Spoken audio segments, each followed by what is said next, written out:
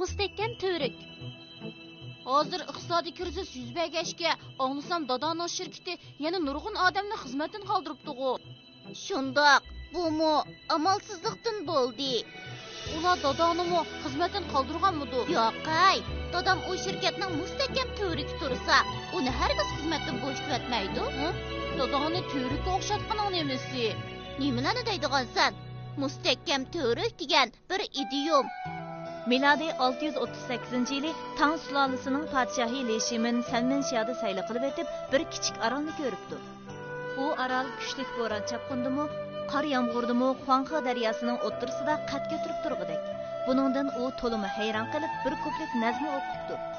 Ko'k taqishib turar bir to'rik, shimoldagi Longminga qarab, ulug' yo'yning parlaq to'kpisi Changchun tomon keldi-g'u tarab. Tolilari, bu kichik orolning biror kelish manbasi bormi, qandoq? Leshiminning ko'z oldidagi bu kichik orolni kishilar mustahkam to'rik deb atadi. Bu orol necha ming yillardan buyon Junxo millatlarining o'lmas ruhining simovuli sifatida Xuanxe daryosida qad ko'tarib turmoqda.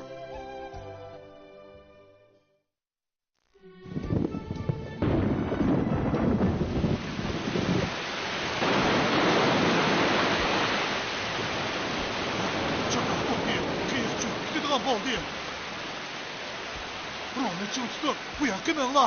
Tez, Oqsoqol, nima qilaysiz? Siz bu yoqqa yerib chiqing. Tez bu yoqqa mengla. Qiyiqni mantarafga haydasanglar, qiyiq cho'kib ketmaydi. Chapsan bulinglar. Tez bo'l.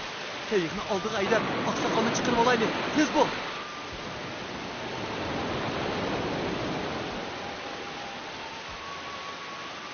Oqsoqol, tez buni tutvening. Tez bo'ling. Oqsoqol! Oqsoqol! Tez buni tutvening.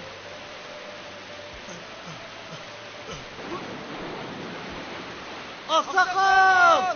Oqsoqol!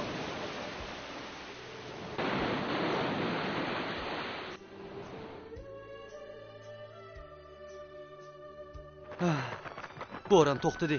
Endi bexatar bo'ldik. Shundoq. Oqsoqol suv tushib bizga yo'l boshlamagan bo'lsa, allaqachon beringlarga yem bo'lgan bo'lardi. U bak yaxshi odam ekan. Uningga yetish bo'lmaydi. Biz berib uni izlaylik. Bo'lamdi, ha? Oqsoqol! Siz qayerda? Oqsoqol! Mana men bu yerda. Oqsoqol, qandoq sizga bundoq bo'lib qoldingiz? Men mushu kichik orolga aylanib qoldim. Ismim Mustahkam to'rik. Bundan keyin qo'lvoqni mushu tarafga haydasanglar, andin bexatar bo'lasizlar. Oqsoqol! Shuningdan e'tiboran bu orol kemichilarga bir belgi bo'lib qopti.